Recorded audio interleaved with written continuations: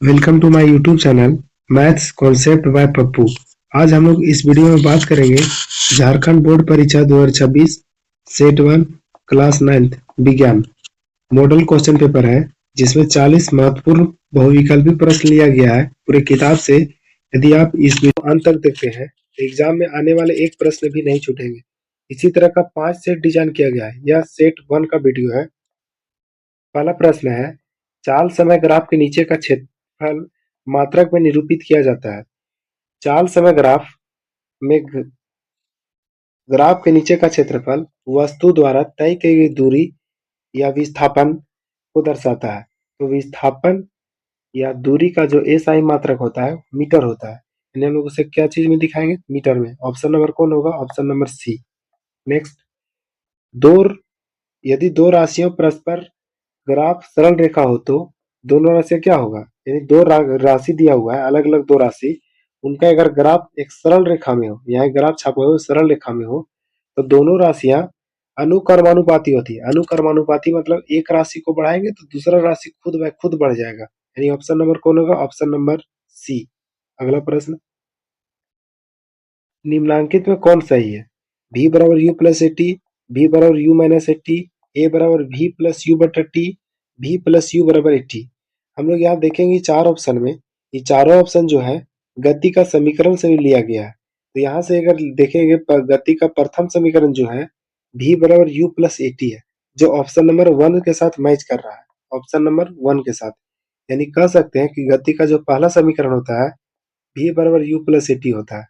Option number कौन सही होगा? Option number A. नेक्स्ट, जब किसी वस्तु की गति त्वरित होती है तो जब कोई वस्तु है उसका गति त्वरित हो, त्वरित मतलब उसका वेग में परिवर्तन हो, जब वेग में परिवर्तन होगा तो वह उसकी चाल में हमेशा वृद्धि होती है, उसके वेग में वृद्धि होती है, वह हमेशा पृथ्वी की ओर गिरती है, उस पर हमेशा कोई बल कार्य करता है, उस पर कोई न कोई बल कार्य करता होगा। कोई जरूरी नहीं कि उसका चाल हमेशा वृद्धि होगा, चाल में कमी होगा तभी उसमें त्वरण उत्पन्न होगा, उसके वेग में वृद्धि होगा तभी उसमें त्वरण उत्पन्न होगा, कमी होगा तब भी त्वरण उत्पन्न होगा। वह हमेशा पृथ्वी की ओर गिरती है, ऐसा कोई बात नहीं है, लेकिन एक उसमें खास बात है, उस पर हमेशा कोई बल कार्य करता है, यानी कोई ना कोई हमेशा उस पर कोई ना कोई बल कार्य करेगा, तो वह वस्तु त्वरित रहता है। अगला प्रश्न है, जिस गुण के कारण कोई पीढ़ी विराम की अवस्था बनाए रखना चाहता है, उस गुण को हम लोग क्या कहते हैं? तो उस गुण को हम लोग जड़त्व कहते हैं। जड़त्व एक ऐसा गुण है, कोई भी वस्तु की अपनी अवस्था बनाए रखने की चाहत रहता है, चाहे गति में हो तो गति की अवस्था, और स्थितिज में हो तो स्थिति की अवस्था, यानी विरामावस्था में अगर कोई वस्तु है तो अपनी अवस्था को बनाए रखता है। किसके कारण? तो जड़त्व के कारण। अगला प्रश्न है, प्रत्येक क्रिया के समान एवं विपरीत प्रतिक्रिया होती है, यह गति का कौन सा नियम है? तो गति का कुल 3 नियम है। पहला नियम क्या है? तो पहला नियम से ही जड़त्व का परिभाषा मिलता है। जड़त्व का परिभाषा या पहला नियम क्या है? तो कोई भी वस्तु अपनी अवस्था तब तक बनाए रहती है जब तक उस पर कोई बाह्य बल यानी बाहर से कोई बल नहीं लगाया जाए, तब तक वह वस्तु अपनी अवस्था को बनाए रखती है, चाहे वस्तु स्थिर हो या वस्तु गतिशील हो। अगला है कि संवेग का नियम, यानी द्वितीय गति नियम को बोलते हैं हम लोग संवेग का नियम। परिभाषा उसका क्या है कि किसी वस्तु के संवेग में परिवर्तन की दर उस पर लगाए गए बल के समानुपाती होता है, और इस इस नियम से बल को मापने का सूत्र मिलता है, यानी F बराबर ma। तीसरा क्रिया प्रतिक्रिया का नियम है, इसी को हम लोग बोलते हैं न्यूटन का तृतीय नियम या गति का तृतीय नियम। परिभाषा उसका क्या है कि प्रत्येक क्रिया के लिए हमेशा एक समान और विपरीत प्रतिक्रिया होती है। वही हम लोग को क्वेश्चन पूछा है कि प्रत्येक क्रिया के समान विपरीत प्रतिक्रिया, तो कौन सा होगा? नियम तृतीय यानी तीसरा। ऑप्शन नंबर कौन है? सी। नेक्स्ट, गुरुत्वीय त्वरण का मान सभी स्थान पर बराबर होता है, पृथ्वी की जगह सभी जगह बराबर होता है, कि पृथ्वी के अक्षांश पर निर्भर करता है, कि चंद्रमा पर अधिक क्योंकि उसका व्यास कम होता है। तो पृथ्वी के अक्षांश पर निर्भर करता है। देख लीजिए यहाँ पे लिखा हुआ है, ऊंचाई बढ़ने पर गुरुत्वीय त्वरण का मान घट जाता है, गहराई बढ़ने पर गुरुत्वीय त्वरण का मान घट जाता है, और केंद्र पर शून्य होता है, यानी पृथ्वी के केंद्र पर उसका मान क्या होगा? शून्य। अक्षांश यानी क्या चीज पर निर्भर करता है? अक्षांश पर। ध्रुव पर उसका मान अधिकतम सबसे ज्यादा कहाँ होता है? ध्रुव पर। और सबसे कम होता है भूमध्य रेखा पर। एक केंद्र पर एकदम जीरो हो जाता है, शून्य हो जाता है। यानी ऑप्शन नंबर कौन होगा इसका? C. Option number C. Next, चंद्रमा की सतह पर किसी वस्तु का भार पृथ्वी के सतह पर उसके भार का कितना गुना होता है? तो 1/6 गुना होता है, 1/6 गुना। क्योंकि जो चंद्रमा का व्यास पृथ्वी के व्यास से 1/6 गुना कम है। इसीलिए हम लोग कह सकते हैं कि चंद्रमा पर कोई भी वस्तु का जो भार होगा पृथ्वी के वस्तु पर का भार का 1/6 भाग होगा। अगला, पटना के गोलघर पर बैठे लड़के के पास कौन सा ऊर्जा है? तो उसके पास गतिज ऊर्जा है कि स्थितिज ऊर्जा है कि ए और बी दोनों है? इनमें से कोई नहीं। हम लोग समझेंगे कि कोई भी व्यक्ति कोई भी वस्तु अगर ऊंचाई पे रखा हुआ है तो उसमें गतिज ऊर्जा ऊंचाई के कारण है और स्थितिज ऊर्जा रुका हुआ के कारण है। यानी हम लोग कह सकते हैं तो उसमें दोनों ऊर्जा है, यानी ए और बी, यानी यांत्रिक ऊर्जा। अगला, कमानीदार घड़ी में संचित ऊर्जा। कमानीदार कोई घड़ी है, कहीं टंगा हुआ है, कहीं रखा हुआ है, तो उसमें सिर्फ स्थितिज ऊर्जा ही होता है, स्थितिज ऊर्जा। कमानीदार घड़ी में कौन सा ऊर्जा संचित रहता है? तो स्थितिज ऊर्जा। ऑप्शन नंबर कौन होगा? Option number A. नेक्स्ट, कार्य करने की दर को कहते हैं? तो कार्य करने की दर को शक्ति कहते हैं। कार्य करने की क्षमता को क्या कहते हैं? तो ऊर्जा कहते हैं। बल क्या है? तो बल एक प्रकार का वह कारक है जो किसी वस्तु को विस्थापित कर दे, विस्थापित करने की चेष्टा करे, उसका विरामावस्था में बदल दे, उसकी अवस्था को बदल सकता है, उसका गति को बदल सकता है, उसका दिशा को बदल सकता है। तो बल एक प्रकार का कारक है। दाब क्या है? तो लंबवत लगे बल को ही क्या कहते हैं हम लोग? दाब। कोई भी सतह है उसके प्रति इकाई क्षेत्र पर लगे लंबवत बल को दाब कहते हैं। यानी इस प्रश्न का ऑप्शन क्या होगा? शक्ति। कार्य करने की दर को क्या कहते हैं? शक्ति। ऑप्शन नंबर कौन होगा? Option number B. तरंगे किसी स्थान से एक स्थान से अन्य स्थान तक किसी राशि x का स्थानांतरण करती है। राशि x से द्रव्यमान, वेग, तरंगे, ऊर्जा। तो ऑप्शन नंबर डी होगा, ऊर्जा के कारण। किसके कारण करती है? तो ऊर्जा के कारण, एक स्थान से दूसरे स्थान। स्पष्ट प्रतिध्वनि सुनने के लिए मूल ध्वनि तथा प्रतिध्वनि प्रतिध्वनि के बीच समय का अंतराल कम से कम कितना होना चाहिए? तो किसी भी दो व्यक्ति या दो ध्वनि को सुनने के लिए उन दोनों ध्वनि के बीच का अंतराल होना चाहिए 1/15 सेकेंड। यानी 1/15 सेकेंड से कम समय में अगर कोई दो ध्वनि को एक साथ बोला जाए तो हम लोग को कंफ्यूजन हो जाएगा, दिक्कत हो जाएगा समझने में कि कौन सा ध्वनि किसका है, या दोनों ध्वनि में अंतर हम लोग को पता नहीं चलेगा। यानी दोनों ध्वनि का अंतर निकालने के लिए दो ध्वनि का अंतर समय कितना होना चाहिए? 1/15 सेकेंड। ऑप्शन नंबर कौन होगा? सी। निम्नांकित में कौन अनिश्चित होता है? यानी द्रव में कौन सा ऐसा गुण है जो अनिश्चित है? तो अनिश्चित कौन है? तो आकार। घनत्व उसका क्या होता है? निश्चित। आयतन भी उसका निश्चित होता है, द्रव्यमान भी होता है। आकार जो है वो अनिश्चित होता है द्रव के लिए। नेक्स्ट, वाष्पन की क्रिया से उत्पन्न होती है। तो वाष्पन की क्रिया से क्या उत्पन्न होती है? ठंडक। और यही कारण है गर्मियों के दिन में घड़े का जो पानी है ठंडा रहता है। तो किसके कारण? तो ठंडक, वाष्पन के कारण। और वाष्पन से क्या उत्पन्न होता है? तो ठंडक उत्पन्न होता है। नेक्स्ट, गर्म करने पर गैस का आयतन बढ़ जाता है। घटता नहीं, गलत है। अपरिवर्तित, ये भी गलत है। इनमें से कोई नहीं, ये तो होबे नहीं करेगा। यानी ऑप्शन नंबर कौन होगा? ए। यानी हम लोग कोई भी गैस है उसे हम लोग गर्म करेंगे तो उसका जो आयतन है, यानी उसका आयतन क्या हो जाएगा? बढ़ जाएगा। निम्नलिखित में कौन कोलाइडी विलियन है? कोलाइडी विलियन कौन है? चीनी का शरबत तो या विलियन है। यानी अगला, पीतल मिश्र धातु है। धुआं, गोंद, तो कौन है कोलाइडी विलियन? तो गोंद है। ऑप्शन नंबर कौन होगा? डी। नेक्स्ट, निम्नांकित में कौन टिंडल प्रभाव को प्रदर्शित करता है? टिंडल प्रभाव को मतलब ऐसा विलयन जिसमें उनके कण छोटे छोटे रूप में बिखरे हुए रहते हैं और तैरते रहते हैं। तो नमक में तो ऐसा तो कोई बात नहीं है। नमक में नमक का जो घोल होता है, नमक का घोल यानी नमक का कण एक दूसरे में अच्छे तरीके से मिल जाते हैं। दूध। ऑप्शन नंबर कौन होगा? Option number B. नेक्स्ट, काली स्याही में उपस्थित डाई मतलब रंग को पृथक किया जाता है। तो कौन सा विधि से? जब भी रंग को पृथक करने का विधि पूछे तो हम लोग बोल सकते हैं क्रोमेटोग्राफी विधि। कौन सा है? क्रोमेटोग्राफी विधि।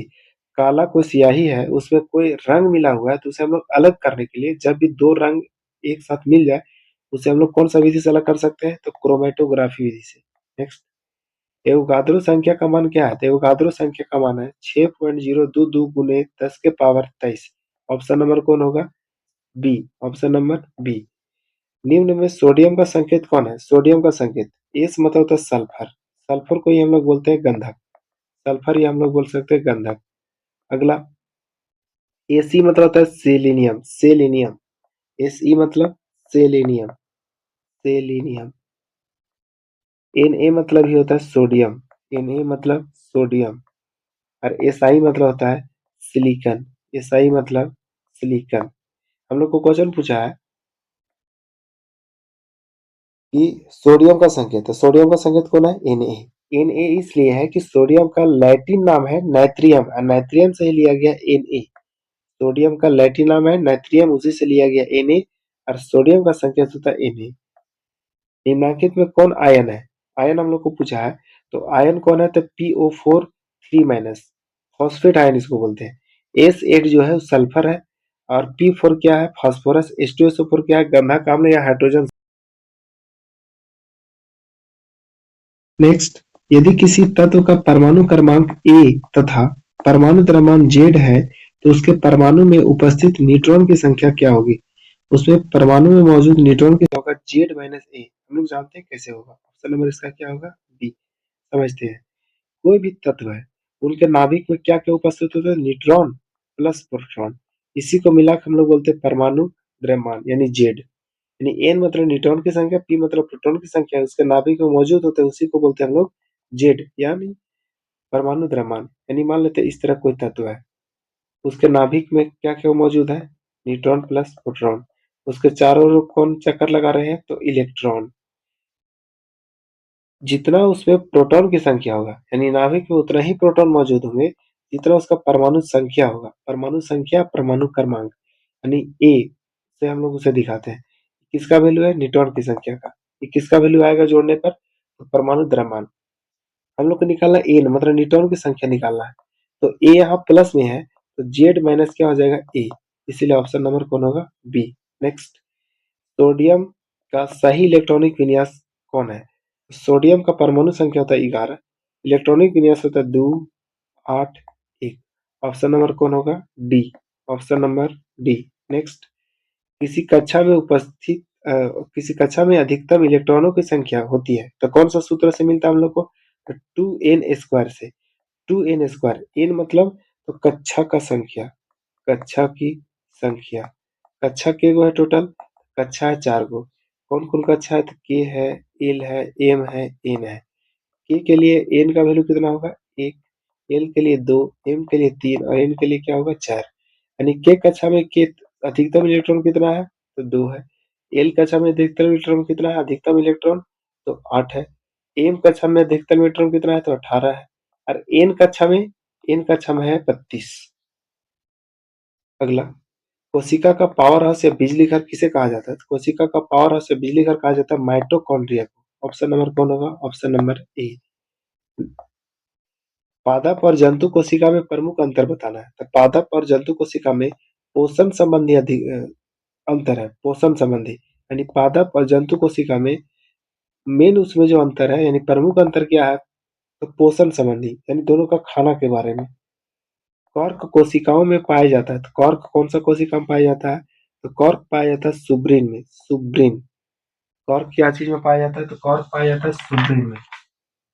ऑप्शन नंबर कौन होगा? ऑप्शन नंबर होगा C. Option number C. Next, पौधे की लंबाई किस ऊतक द्वारा बढ़ती है? तो पौधे की लंबाई जो है शीर्षस्थ विभज्योतक ऊतक द्वारा बढ़ती है। हमारे शरीर की गति को कौन नियंत्रित करता है? हमारे शरीर की गति को, हमारे जो शरीर है उसमें गति को नियंत्रित करने के लिए कौन सा मांसपेशी उत्तरदायी है? तो कौन सा मांसपेशी है? तो रेखित। ऑप्शन नंबर कौन होगा? ऑप्शन नंबर होगा बी। Option number B. यानी हमारे शरीर की गति को नियंत्रित करने के लिए रेखित मांसपेशी उत्तरदायी है। अगला, पक्षियों और मेढकों के रक्त की प्रकृति होती है। पंछी और मेढक जो रक्त यानी खून है उसका प्रकृति होता है असमान, यानी दोनों का जो रक्त है, खून है, दोनों अलग अलग होता है, इसलिए हम लोग बोले असमान। Option number B.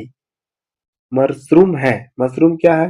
तो मशरूम एक प्रकार का कवक है। मशरूम एक प्रकार का क्या है? कवक। यानी ऑप्शन नंबर कौन होगा? Option number B. नेक्स्ट, किसने सर्वप्रथम द्विनाम पद्धति प्रस्तावित किया? तो कौन वैसे वैज्ञानिक थे जो द्विनाम पद्धति को प्रस्तावित किए थे या दिए थे? तो लिनियस। ऑप्शन नंबर कौन होगा? B, Linnaeus. नेक्स्ट, मलेरिया का रोगवाहक कौन है? यानी क्या करने से मलेरिया फैलता है? तो मच्छर से मलेरिया फैलता है। कौन सा मच्छर है? तो मादा एनोफ्लीज मच्छर। कौन सा मच्छर है? मादा एनोफ्लीज मच्छर को काटने से कौन सा बीमारी होगा? तो मलेरिया बीमारी होगा। यानी मलेरिया को फैलने के लिए कौन सा उत्तरदायी, कौन जीव? तो मच्छर। एड्स, अगला प्रश्न, एड्स का कारक है। एड्स का कौन कारक है? तो एड्स का एचआईवी कारक है। ऑप्शन नंबर कौन होगा? सी, एचआईवी।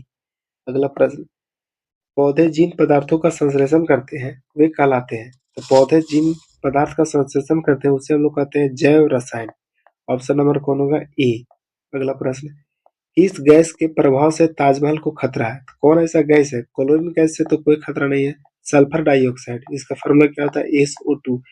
यही जो सल्फर डाइऑक्साइड है जलवाष्प के साथ अभिक्रिया करके H2SO4 का निर्माण करता है। H2SO4 जो एक बहुत प्रबल अम्ल है।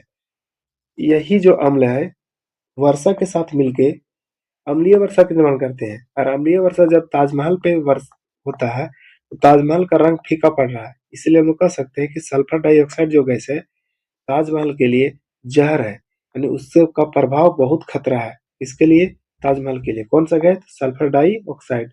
अगला, पराबैंगनी किरणों के प्रभाव से कौन सी बीमारी होने की संभावना है? तो पराबैंगनी किरण के कारण त्वचा संबंधी कैंसर हो जाएगा। यानी त्वचा से मिलता जुलता बीमारी होगा, यानी त्वचा कैंसर हो सकता है। कौन चीज से? तो पराबैंगनी किरण से। पराबैंगनी किरण कहाँ से निकलता है?